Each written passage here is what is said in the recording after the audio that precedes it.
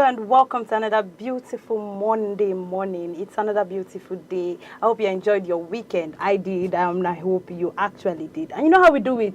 We talk about stories trending on the lips of Nigerians and beyond the continent of Africa. Stories about technology, science, and every other story you can think of. I am not alone. I am with Barrister, aka Dilo.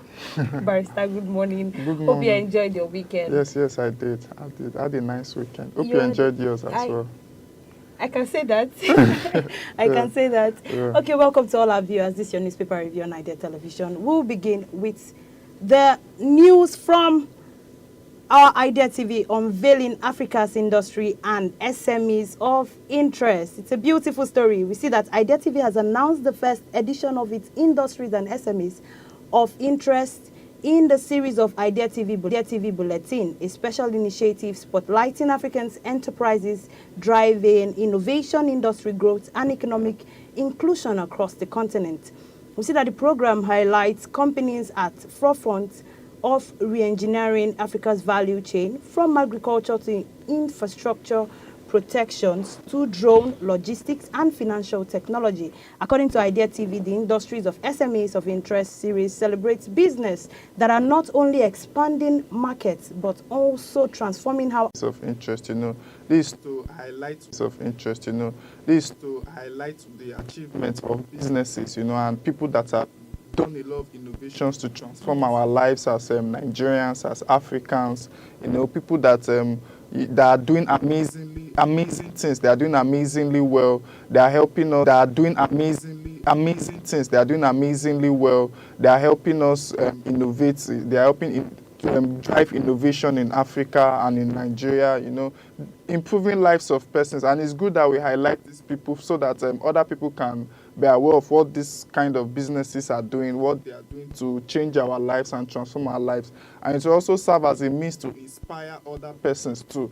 That if this sort of business is doing this, we can also do this. We can also thrive in maybe the sector that we want to thrive in. People always say business in Africa is hard. But I mean, when you highlight this kind of businesses and you say they are doing very well, I mean, to inspire other people to want to go into business and say, if this kind of business can thrive, my own business can also thrive as well. Yes. Like I said, it's out. It came out on the 24th of October 2025. That's this month and this year. So make sure you go to convention. We also say, I will sack incompetent contractors. Okpebolo has come out to say, and also beneath it, we see that Enugu government arrests man of defiling his two daughters. We also see that swap to NNPCL accounts for missing 22.3 billion naira and $49.7 million, as well as 14.3 million euro oil funds. We also see that Access Holding gross earnings up to 13.8% to 2.5 trillion naira, and resident doctors declares indefinite nationwide strike from October 31st. Now, Barrister, I just want you to drop some comments on that resident doctors declaring indefinite nationwide strike, and also a comment on our Dangote expanding refinery capacity. So it's a sad one that we have our doctors going on strike once again. I mean, is this what we call strike season? We say ASU's going on strike. Lots of people are going on strike.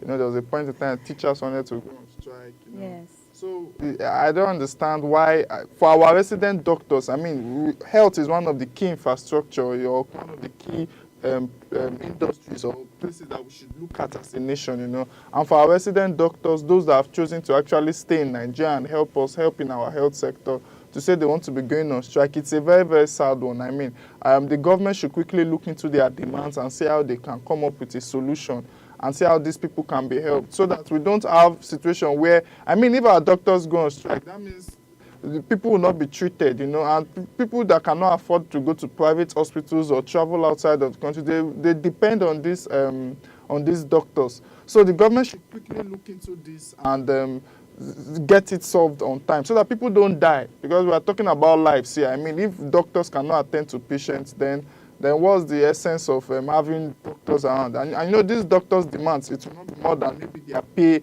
maybe the introduction of key infrastructure, helping improve the health sector and all of that. Now, moving on to Dangote, we've always been talking about how the refinery that Dangote did for or has done is a key development for Nigeria, Really, for him saying he has increased his capacity is a welcome development for us. It will help improve our economy. Most of we have been talking about dependence on importation of fuel into the country. Now we are talking about exporting. Dangote is one man now that he has started exporting fuel to other nations, and there was even one oil manager I was speaking with one time, and he said that they buy their oil from Dangote, So these are the things that we love to see. Like, just pay for more goods for him so that we don't see that his capacity is reduced. The government should give him as much support as he needs, and he himself will just pay for more strength for him. And also, those that have been talking about him monopolizing. The truth is, if you can build your own refinery, go and build your refinery and compete with him. You get? So we just wish for more good things like this in Nigeria. Yes. Okay, moving to the next newspaper front page. It's the Punch newspaper. We see 2027 Abore with TLP factions at war over Obi ADC pact in page 44. We also see that under Buhari Tinubu, 500 generals forced out despite raising insurgency in page 2. And economic recovery has begun, says Edu in page 35. Delta deploys Airbus A330 900 NEO on Nigerian routes in page 35. We also see CBN pumps $1.25 billion into fuel importers, orders in 3 months in page 31. And 5 pregnant Ondo girls rescued from baby factory in page 4 and 5. And Solido's 1 million naira promises for voters to curb apathy in Abga in page 44. Now we're moving into our 500 generals forced out despite raising insurgencies. We said despite present security challenges, Nigeria's armed forces have been seen on unprecedented wave of retirement, with more than 500 senior officers forced out of under the Muhammad Buhari and Bola Ahmed Tinubu's regime. The mass exit has affected the Army, Navy, Air Force and stemmed from long-standing military traditions that couples officers, seniors or equals in rank to newly appointed service chiefs and to retire. Source, however, claims that the real figure could be as high as 900 as successive appointments of younger service chiefs targeted nearly exit of the several senior generals. Analysts has retired the officers and have expressed the mixed reactions on the trend, and some, like retired General Ishola Williams, criticized the practice as outdated and arbitrary, calling the reform to ensure orderly successions and continuity. Others, such as General Aliyu Momo, commended President Bola Ahmed Tinubu's leadership reshuffle for urging deeper reform to remove entrenched cabals within the military and improving efficiency. Yes, sir, you just dropped in the comment for me on that. I mean, 500 journals, we are talking about 500 to 900 journals being out. That's a lot of intellectual power in the military being removed. That's a lot of manpower from the military being removed. The military have a tradition that once there's a chief of army staff being appointed, chief of defense staff being appointed, everybody that is a senior, or maybe like the present chief of army that has been appointed, chief of defense staff, I think is it 37 RC. So those that are before him, have to go and be removed and all of that. So all those kind of things, it affects the military in a sort of way. We have generals that are more experienced in battle, that are experienced in war. Because of the appointed his junior, he has to retire. Yeah, because he cannot answer to his junior. Yeah, and we understand the hierarchy of that, but I think there needs to be a reform. The president shouldn't just wake up one day and begin to appoint junior officers into ranks. I for one, I was discussing with someone and I said, probably those that are in the same class or maybe in another class as in the class of maybe if it's 41 RC that is in charge now, maybe you go to 40 RC and all of that. They should be on the same class. The appointment should be from the same class, the next class rather, so that you don't have a situation whereby junior officers will be appointed into place because of it's the person you like.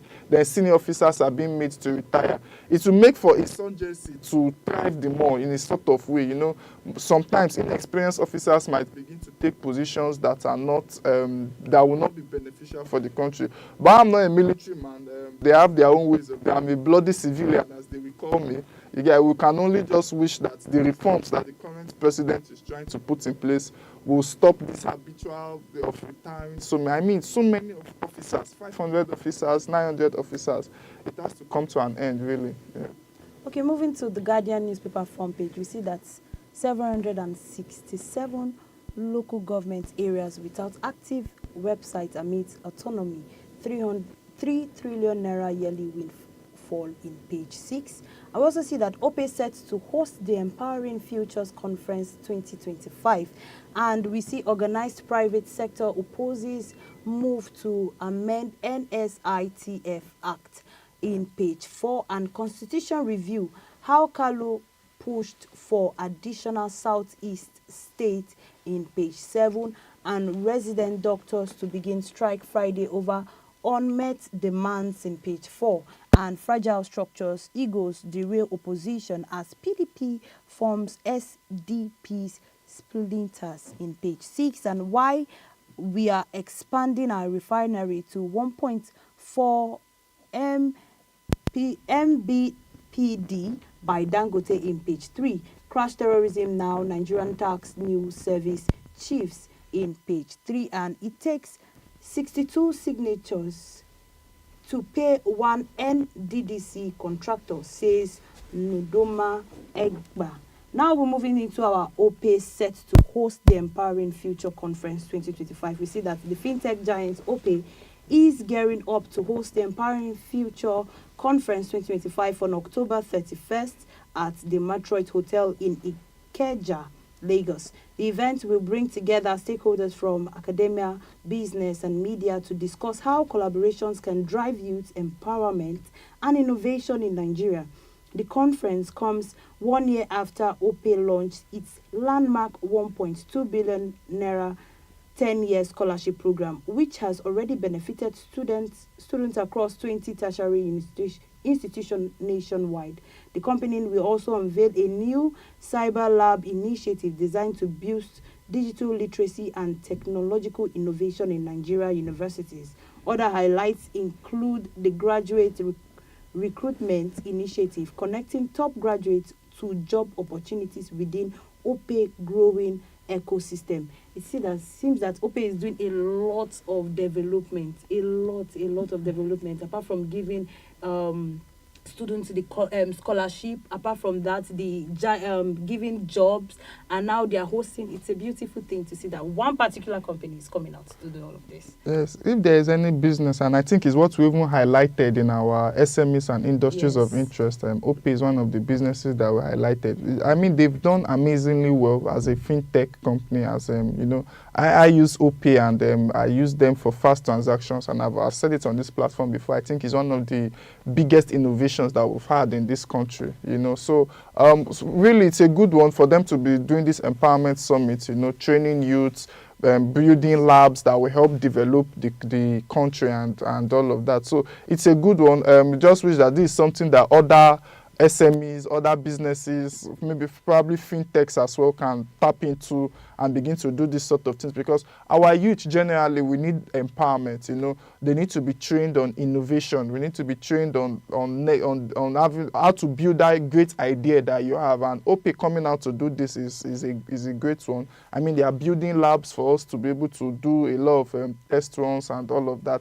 It's a good one, and we just have to celebrate them for this.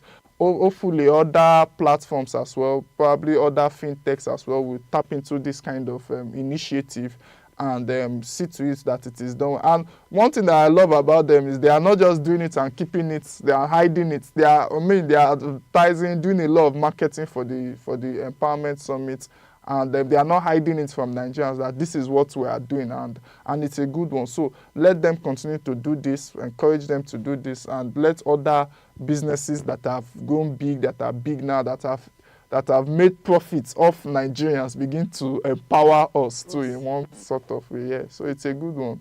Yes, yes. Moving to the Nigerian Tribune newspaper, we see that states billions to unvaluable airports in page 5. We also see that Ekiti 2026, 886 delegates to affirm Oyibanji as APC consensus candidates today in page 23. And the big headline, Dangote refinery aims to be world largest in 3 years in page 6 and plans to expand its production from 650,000 to 1.4 million barrels per day. We also see that Lagos government violated court order, demolished 100 properties in Falana has come out to say, and police deny attacking residents during the demolition in page 24. And NDLEA raids Lagos nightclub over drug party, arrests over 100 suspects in page 27. And resident doctors to begin indefinite strike November 1st in page 3. PDP convention, Southwest leaders zone secretary to Oyo, auditors to Ogun in page 22. Now I want, Barrister, I just want you to drop a very, very, very little before we go on the break. We'll drop a little comment on how the states waste billions on unvaluable airports.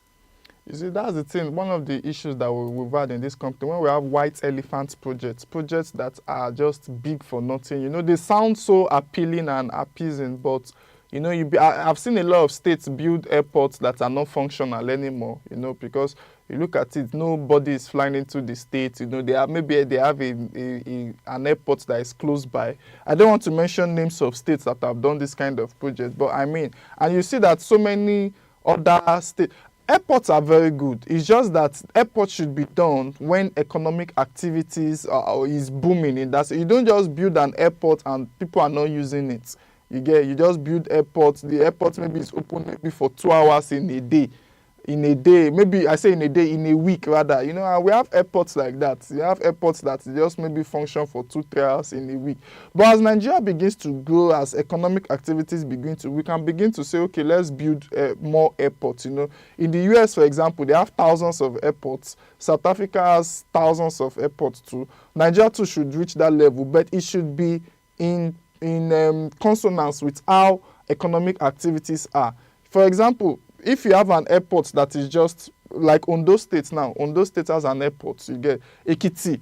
Ondo State to Ekiti is just a 1-hour drive, you know. So if Ekiti is as small a state as it says they want to build an airport too, it might just become a white elephant project as time goes on, because the airport in Ondo State can also feed the airport can also feed the residents in Ekiti.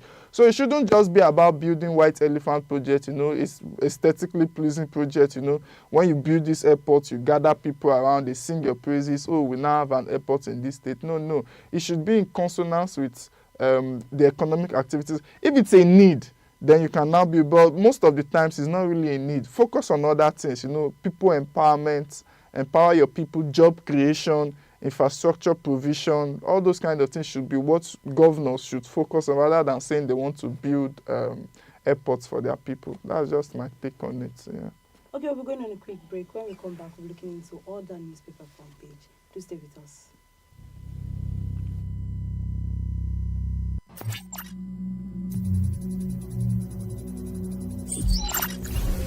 Continuous Threat Exposure Countermeasure, CTEM. CTEM tools enable organizations to continuously monitor and address vulnerabilities in real time. This proactive approach helps businesses stay ahead of cyber threats and comply with security standards. While CTEM systems are improving cybersecurity, managing them can be resource intensive. Sectors like finance, healthcare, and government are adopting these tools to protect sensitive data.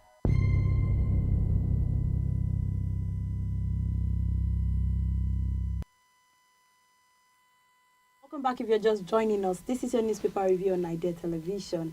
We're looking into different newspapers, and now we're diving into the Daily Trust newspaper front page, where we see that OPE set to host the Empowering Future Conference 2025. We also see in that front page that farmers, federal government disagrees over drop of food prices in the country. We also see that high rent driving us out of Abuja, residents has come out to say, and killings, Nigerian Muslims also victims, Vatican cardinals has come out to say, and 5 teenagers dies in Gombe, boat mishap. That's a very tragic one. And Dangote refinery expands capacity to 1.4 BPD. National Assembly Committee proposes 6 new states.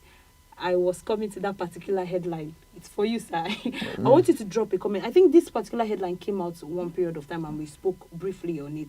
But at this point, it has gotten to the National Assembly. And I don't know if at that point it was not yet at the National Assembly. I think it was just proposed that that's what they wanted to do. But I want to hear you say.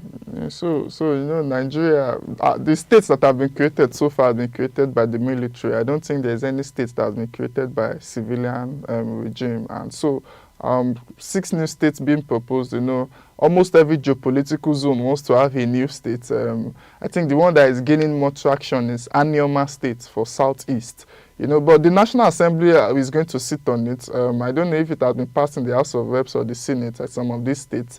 But the creation of states in Nigeria is a whole lot for has to pass through the 2 houses of the Assembly, the 2 houses of the National Assembly, has to be assented by the President, has to go back to the other 21 states have to approve of this thing. So it's a whole lot. So creation of states, I mean, some states might actually need to be divided.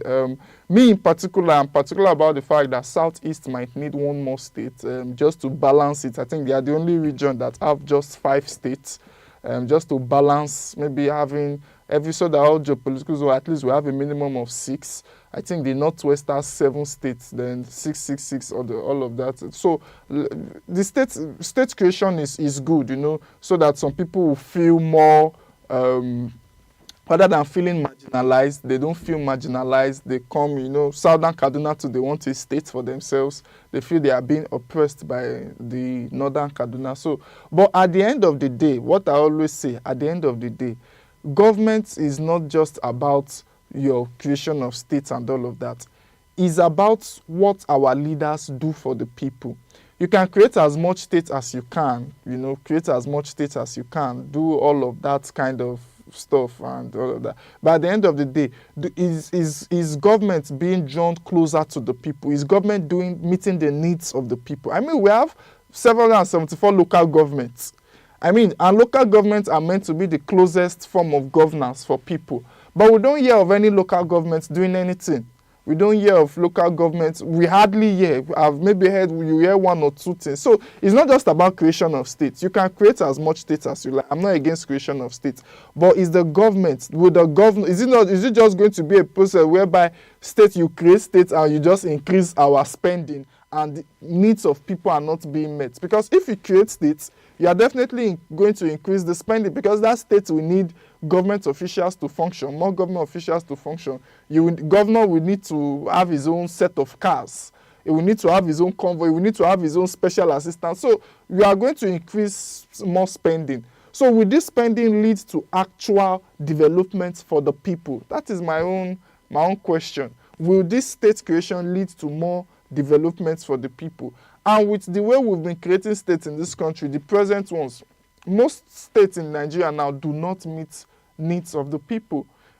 Government has not been brought closer to the people. There's been no much development for Nigeria. So creation of states is should not be our primary assignment now as a people. We should be looking at how to improve our lives before we can now begin to talk of creation of states. So that's my take on it. Yes. Okay, before we move to the big headline, I actually wanted to ask you a question before you made the comment, and now my questions are 2.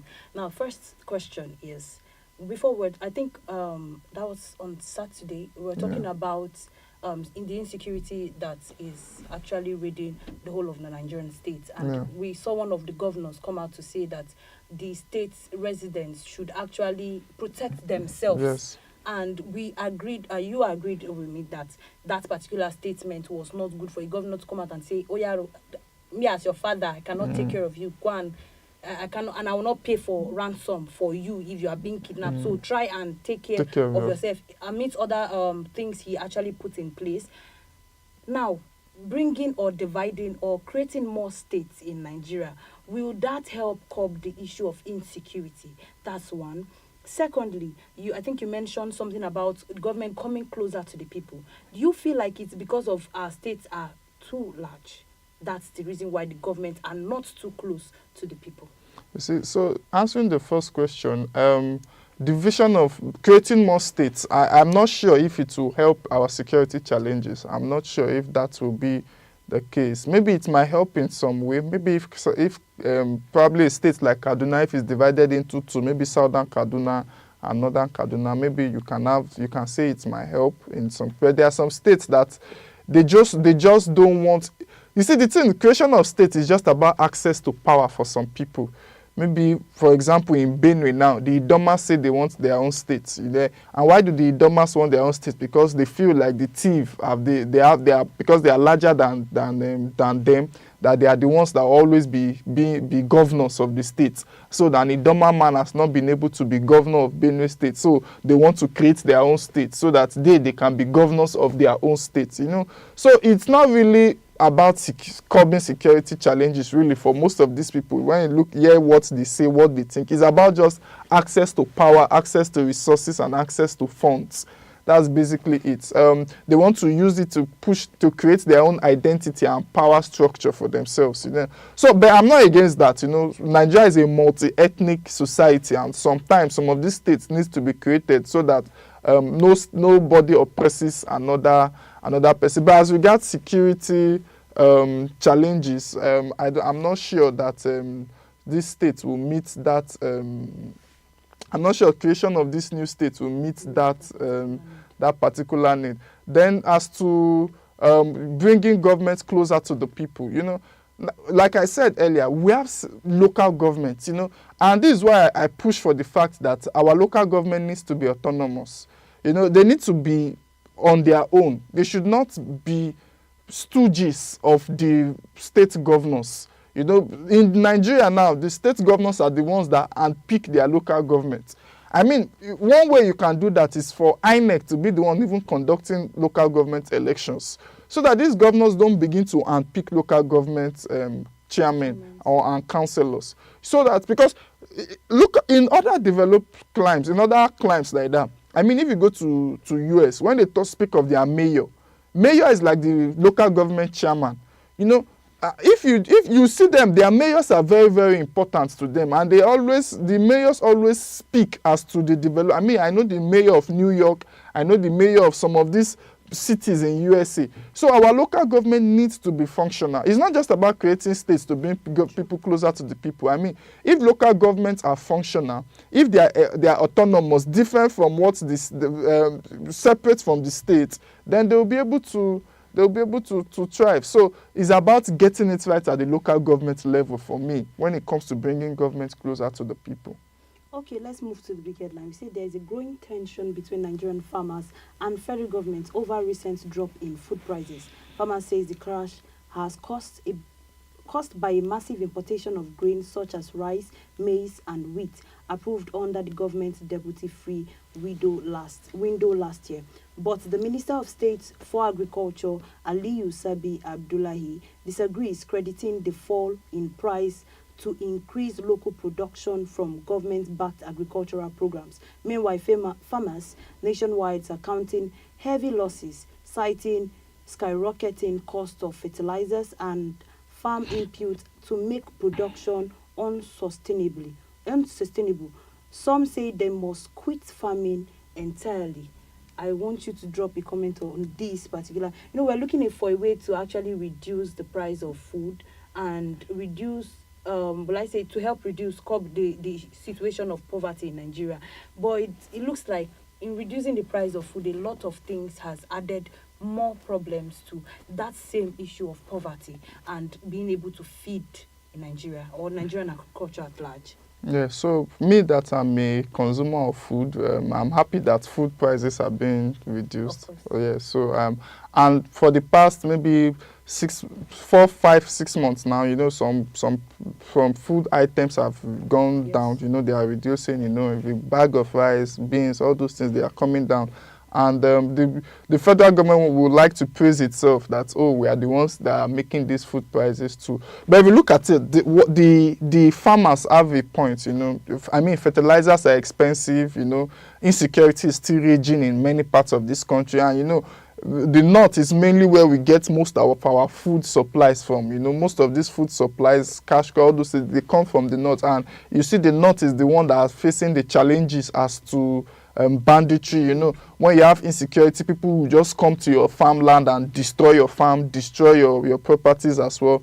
So it's pushing a lot of these farmers out of the what do they call it, out of the market, and so most farmers now will just concentrate on maybe farming for me and my family alone. They won't want to farm for other what do they call it, other people, or go to the market to sell. So I think we have to find a way, number one, to solve insecurity in this country so that people will be able to farm.